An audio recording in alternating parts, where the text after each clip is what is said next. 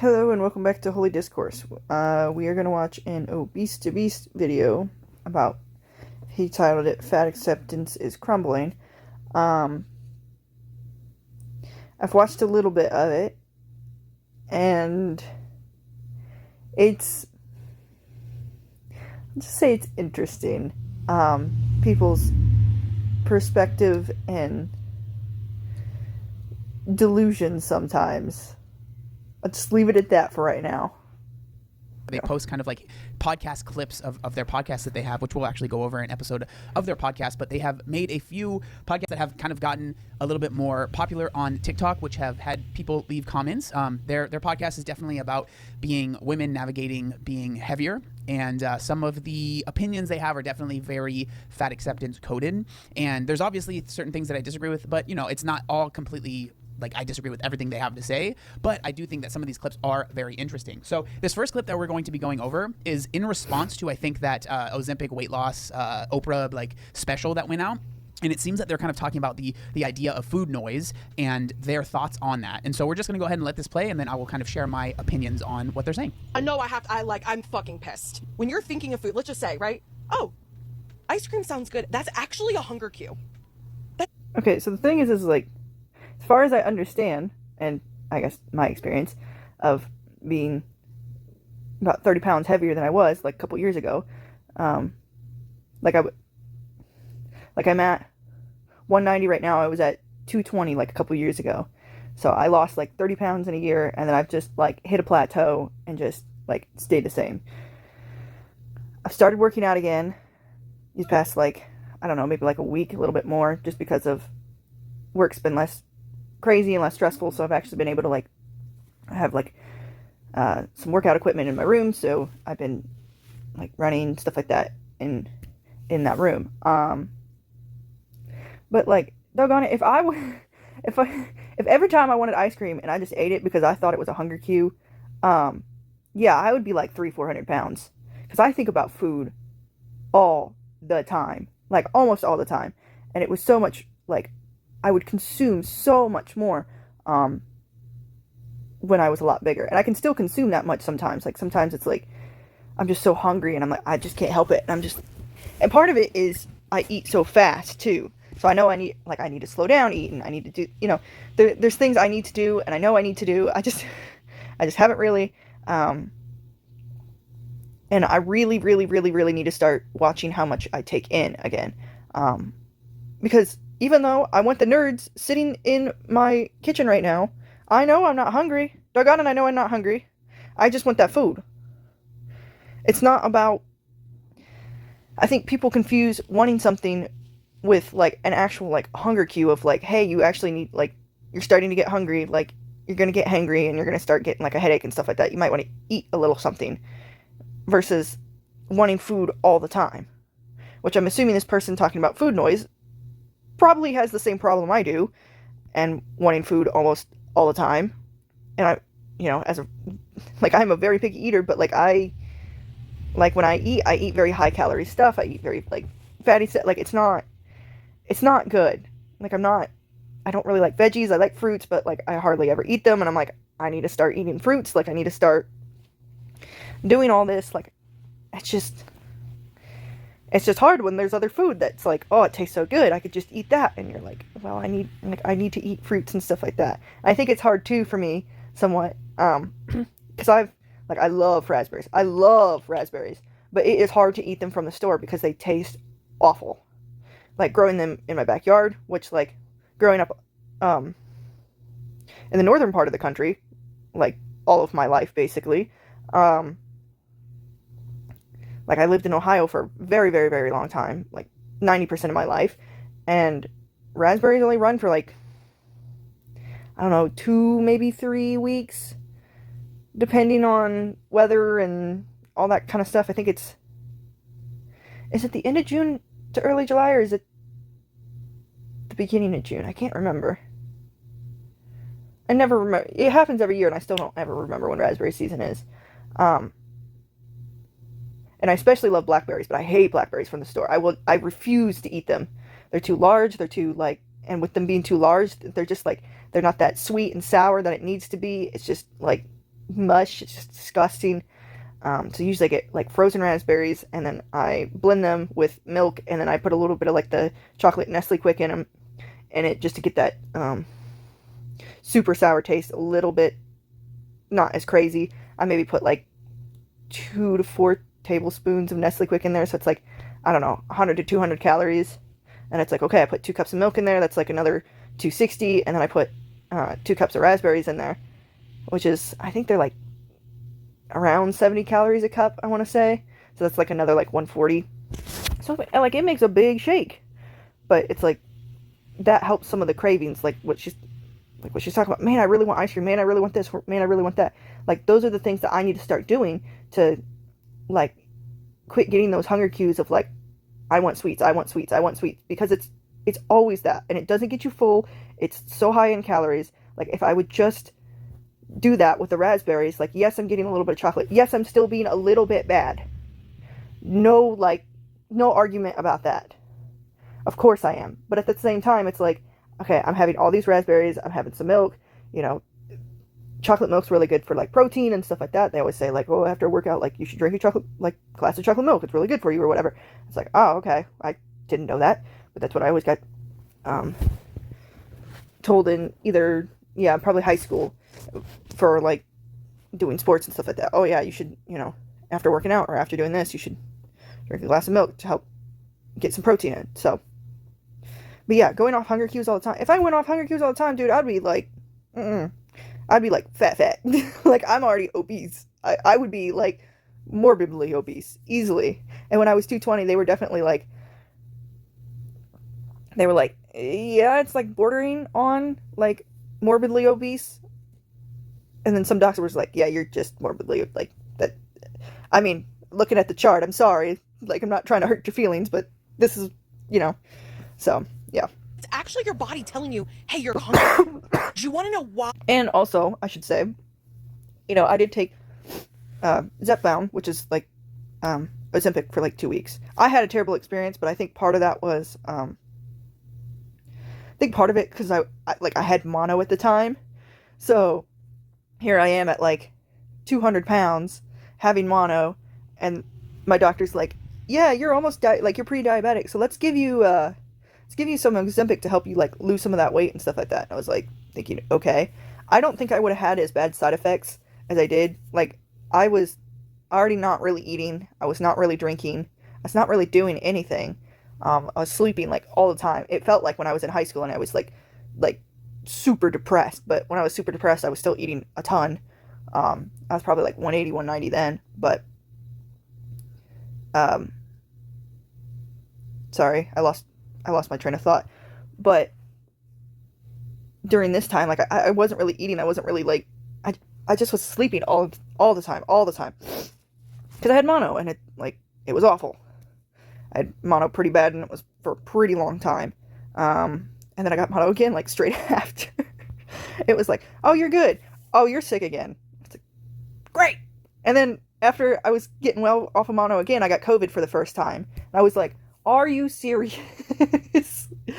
But yeah, I don't think if I had mono, I don't think I would have had as bad like of nausea. Like I was like dry heaving all the time and stuff like that off like an Ozempic like product.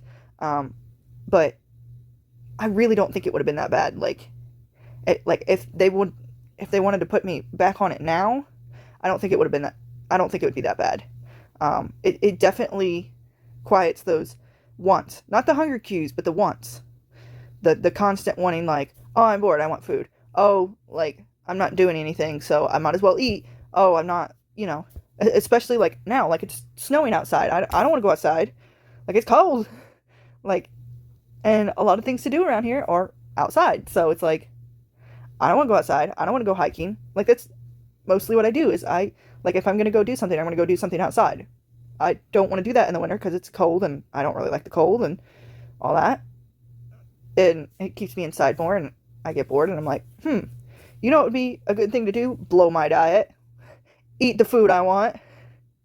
And that's what it is. It's like, it's just that wanting. It's not the need of, hey, stomach growling, hello, I need food. It's the constant want. And it's the constant want of like bad food too. Why people in fat bodies experience that so much? Because of all of the restriction we force on ourselves. Exactly. You want to know why you never feel satiated? It's because you're actually not letting yourself eat, one, a full meal, or two, what you actually want. So, Dude, I just ate like, I don't know, like 3 hours ago. I had a 3 ounce piece of like hamburger meat. I had a bun. I had 2 pieces of cheese on top of that, and then I made garlic bread on top of it. I used naan bread, and I put garlic on it, and I put like fresh mozzarella on top of it. Dang it, I want food now. Like even after I ate all of that, and I didn't even really work out that much because I've been working out like super heavily lately. I've been doing like 4.5 miles in like an hour, which doesn't seem like a lot to people who are actually like runners. Um, I get it. I'm fat and asthmatic, all right?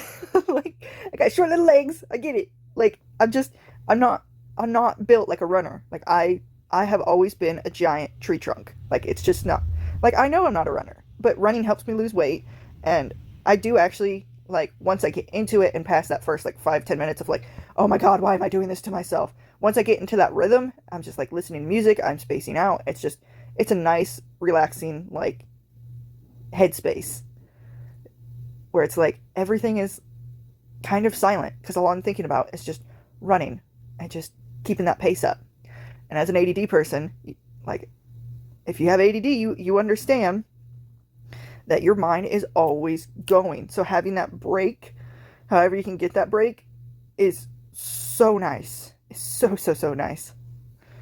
oh, I can understand where she is coming from with that kind of assumption, but I just disagree. I think that it's maybe putting how she feels, and maybe she does feel that way, and I'm not going to sit here and say that that's not true. If she Yeah, feels I that get she's that. I do 100% get that. That's probably how she feels because like I just said, I had a huge meal. Yes, it was kind of my breakfast and lunch because I wanted to wait because I was like, I know I'm going to want a huge meal anyhow because I eat a bunch. So I would rather just like wait a little bit and then have a huge meal for breakfast and lunch. But like I get that feeling like when you're like, man, I just ate a bunch of stuff, but I don't feel like I just had a full meal. Like I'm still hungry. And I'm sure that's like very confusing to a lot of people of like, oh, that just means I'm like, I just still need to eat or I still need to, but it's like you got to let that like digest, and maybe you have to eat slower. Like maybe you have to like, there are certain ways to kind of like help your brain be like, oh, I actually am full, and help keep up, like to tell the stomach signals like, no, you're not actually hungry anymore. It's fine. Like you're good. Like you've ate a lot. Like this is satisfying and stuff like that. And it also depends on kind of like what types of food, because I've heard a lot of people be like, oh, if I just sit down and eat like, I don't know, like 5 mandarins, that's only like 250 calories. But think of how much like food that is. Like if you were to put that in a bowl, it'd be like a full bowl, versus like a full bowl of ice cream is so much more calories. never eating the things that she wants to eat, and she's always, forcing herself to restrict, then yeah, I can understand that feeling. But I definitely didn't feel that way all the time when I was at my heaviest, and I know for certain there's a lot of other people that don't feel that way. This kind of line of thinking is very prevalent in the health at every size community, where it's like, if you just allow yourself to eat the foods that you actually want, the weight gain won't happen as often or as extreme because you're not restricting yourself. Like massive weight gain comes from always restricting and never allowing yourself. See, the problem with that I have is, like, me personally. So I got out of college, I was like 170, 175. I like moved back in with my parents and stuff like that. Like you guys know this from if you watch my animation channel. Like I moved in back with my parents for a couple years, and it was like, okay, I'm doing this, like I'm like gonna get a job, I'm gonna get a career, I'm gonna, basically I wanted to save up enough money so I can move where I want to and stuff like that. But like I was not working out anymore like I was in college, and I would say at the start I was eating the same, and then after that it was like I was consuming more and more and more because my stomach was like growing, so it was just like, oh, you need more food. Oh, you need more food. Oh, you need more food. And it's like, and then I went from like 170 to like 220 like real fast. And then it was like, okay, something needs to change. Like, I'm not confident anymore. I feel awful. Like, I feel just like, I feel like a pig. Like, it just, I was like, this is awful. And so I cut back. I, like, logged everything I could think of that I did the past few days. And I was like, okay, average wise, I'm eating this amount of calories.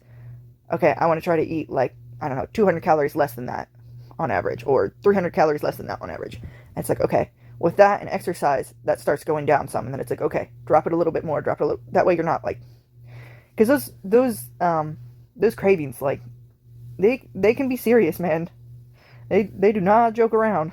To have certain things, and that might be true for a certain subset of people, and I don't argue that doesn't exist. I'm sure it does. But to say that everyone that struggles with their weight is struggling with it because of this exact thing is just, I just don't think it's true. You know, I think that there are certain people, and you can have that feeling, and I wouldn't argue that that's not true for you. But to say that everyone that is overweight and everyone that struggles with their weight is struggling with their weight because of these feelings, I just disagree. You know, I just disagree completely. If your body is telling you, man, cookies sound so good right now, I can't have cookies. They're not good for me. They're unhealthy. Doesn't mean you can't have a cookie every once in a while. It just means when you're tracking your food, you got to make sure it fits in there. Like, I just had a cookie this morning.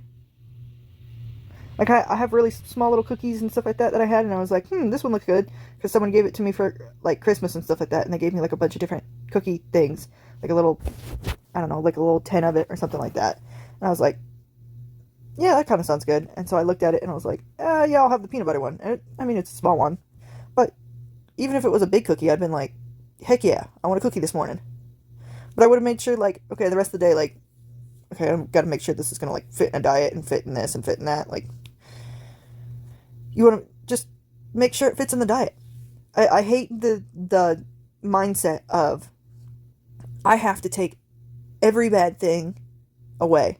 Every processed thing, every bad thing, like, I didn't do that when I was, like, when I lost 30 pounds, and I'm trying to lose probably, like, I mean, probably a healthy weight would probably be, like, 150, 160 for me. So I'm probably trying to lose at least 30, 40 more pounds. I would like to be just at 160, because it's like, okay, I'll be, like, a little curvy, but I'm not going to be, like, I'm not going to be obese, you know? So, but I don't want to take every, like, bad thing out. Because if so, I wouldn't have had that burger. I wouldn't have had the, you know what I mean? I mean, the burger probably would have been fine because it's, like, protein. But I wouldn't have had the garlic bread. Because that's just extra calories, it's extra carbs, it's extra, you know, the cheese and the, you know, the only thing healthy about the garlic bread would have been the fact that I used real garlic on the garlic bread. But I wanted it, and it fit into my calories. And it's like, yes, I kind of fasted a little bit for it. Just like, I don't know, a couple hours in the morning. I woke up at like 9 this morning. So I waited a couple hours. Not the end of the world. It's just something that I was like, this would be nice to do this.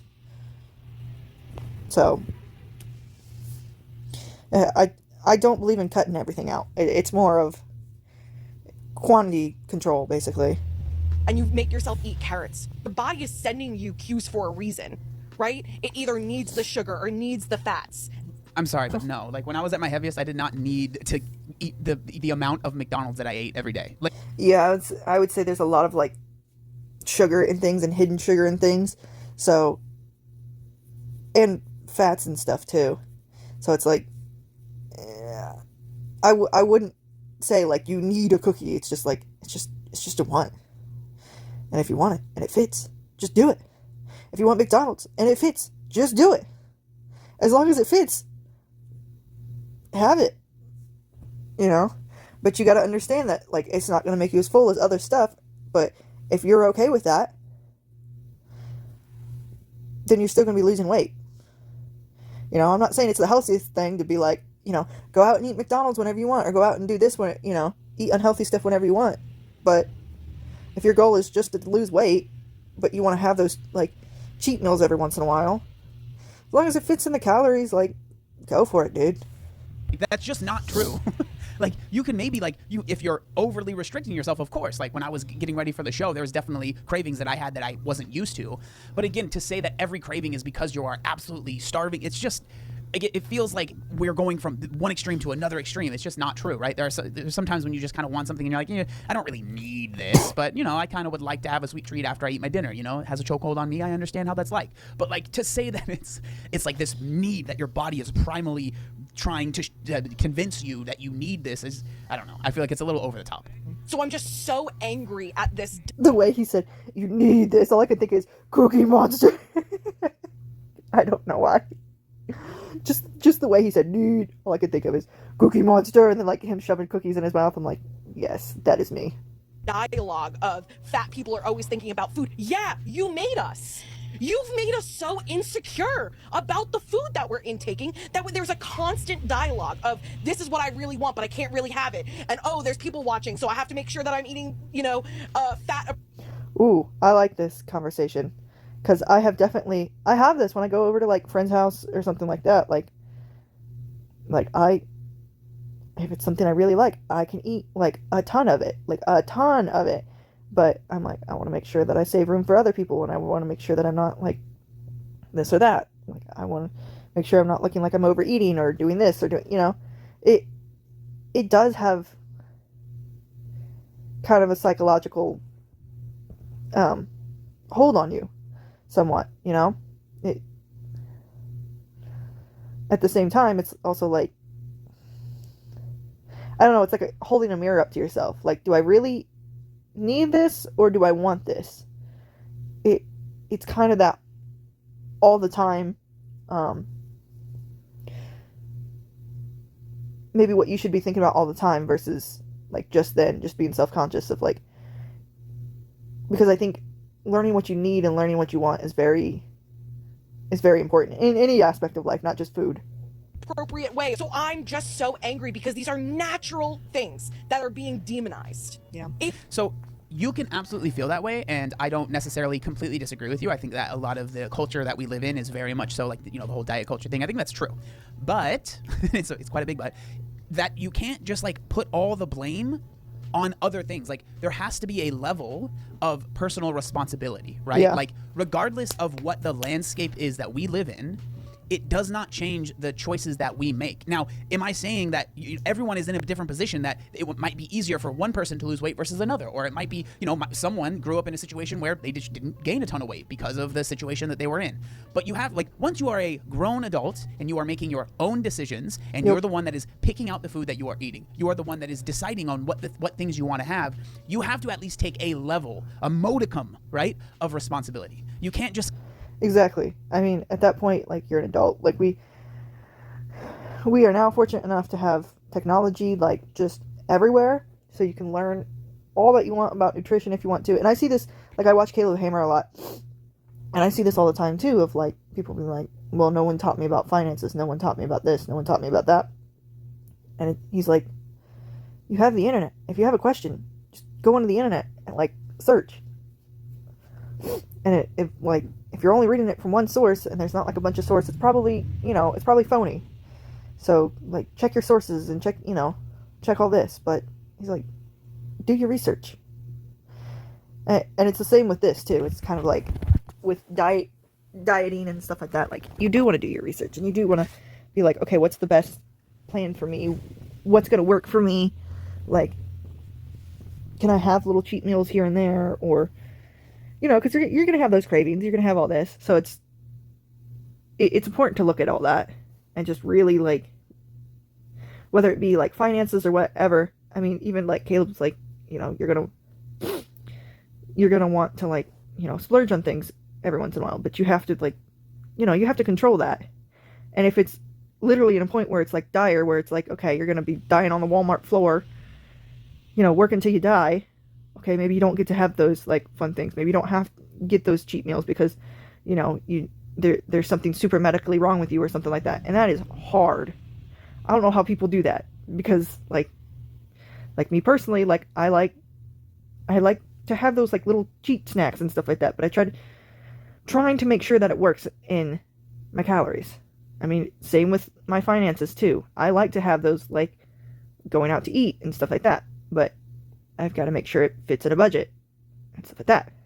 Especially with, JD's got his bed sore that he's still got, and he's got to get that checked out to make sure it's like, they just want to make sure it's not cancer, which I highly doubt that it is, because the sore's been going down and the sore's been healing, and I don't think that it would heal at all if it was cancer. So, but we'll see, I guess. Completely shift it on someone else or something else.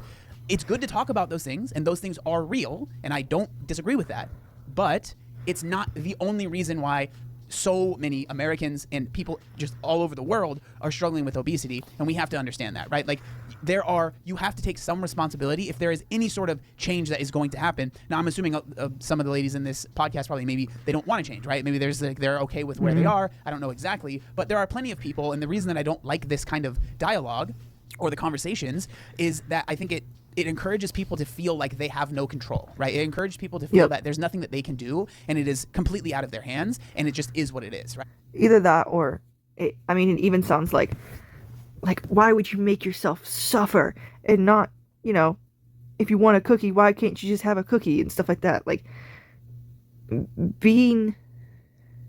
wanting to lose weight and wanting to do something in general, whether it's like reach a goal, like maybe you want to get a better job, do something, like there's going to be like suffering involved, basically. Not like physical suffering or whatever, or mental suffering, but like it may take more of your time. Maybe it will take physical suffering. Like if you're trying to lose weight, maybe, you're working out, and sometimes that hurts. Like the next day you're like, oh man, that really hurt. Like, I'm really hurting today because my muscles are, all tender and everything else, and doing whatever muscles do after it works out, basically, because you're trying to get stronger. But like, suffering is just a part of life. To grow, to do anything, it takes a somewhat of suffering. We were just talking about this the other day in Bible study, where I want to say it was Peter was talking about, basically, like, as a Christian you're going to suffer. And my friend was like, okay, so if I were to do a Bible study with someone, how do I describe that? And like the guy teaching the class is like, ooh, that's a loaded question for talking about Christians, because we see across the world that, even in the United States, unfortunately now, with like Charlie Kirk, I would say the big motivator probably for murdering him was not just his political beliefs. All of his political beliefs kind of stemmed from Christianity and the Bible, and voicing those opinions, unfortunately, is what ended up getting him murdered. So you have like suffering in that way. What was it? Peter, I think, is the one that got crucified. Pretty much all the disciples, other than Judas, killed himself. Everyone else, basically got murdered, other than John. I think John was the only one that ended up living, like, not a normal life, because, when he's writing Revelations, he's literally in prison, but I'll say quote-unquote normal life. He's the only one that basically just didn't get executed, other than Judas. Judas decided after betraying Jesus that he didn't need to live anymore, apparently. So then there's that. So they're suffering that way. They're suffering in, like, even the Job way. If you've ever read the book of Job, like, Job didn't do anything wrong. He didn't, like, sin against God and, like, not sacrifice a lamb for it, or, like, he didn't do anything wrong. And the whole point of Job is, like, to teach you, basically, like, even if you don't do anything wrong, even if you don't do anything, like, against God or whatever, like, life is still hard. Like, this life is not promised to be easy. It's just not.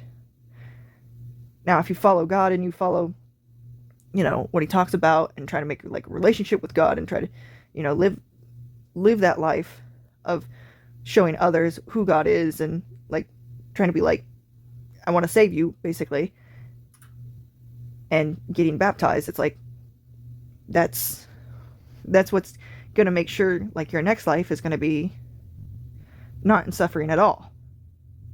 So there's like that kind of suffering, and like we were just going down the list of like all the ways like of like suffering. Like even like God asks us to fast every once in a while, and it's like, again, that's not like a big suffer, but it's still a suffer. It's still not fun to have those like hunger cues and like your stomach rumbling and stuff like that, and you're like, like why am I doing this? You know? So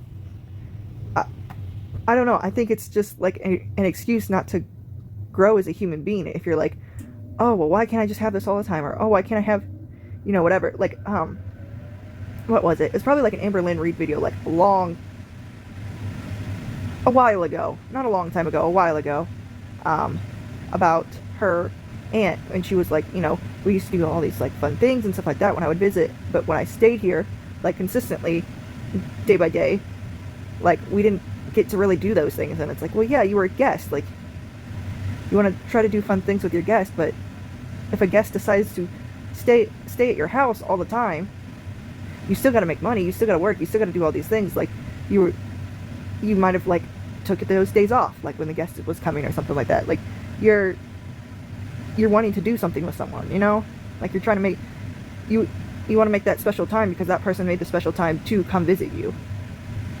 But the reality is like, if they come to stay with you, like, yeah, they're going to see your quote unquote, I guess, like suffering of like, you're making money to make sure that you have a house. You like, they see you working and achieving stuff. Right. And I don't really like that line of thinking, because I think it takes away your agency and what you're able to change or not change, right? It is a natural thing to think about food. But for some reason, if skinny people do it, it's not a problem. Fat people do it, they're obsessed with food. They're addicted. So again, like, yeah, I mean, I think that if food and the amount of food that you are eating is very much so negatively impacting your life, then that should be something that you should look at, right? And like, if you don't feel that way for yourself, that's fine. But if someone does feel that way about themselves, they shouldn't be shamed, and like, they should be encouraged. If they want to make a serious change for themselves, they shouldn't be in trouble by certain people because they want to make that change. If they've decided, you know what, this obsession that I have with food, the amount of food that I've been eating, how this food has affected me, the size that I am now, and I can't do this and that, I can't be there with my kids, you know, I want to go out and play with them, but my size is making it so I can barely even walk 20 steps, right? Whatever it might be, that person should be encouraged and allowed to seek out a change for themselves, right? And so, Yeah.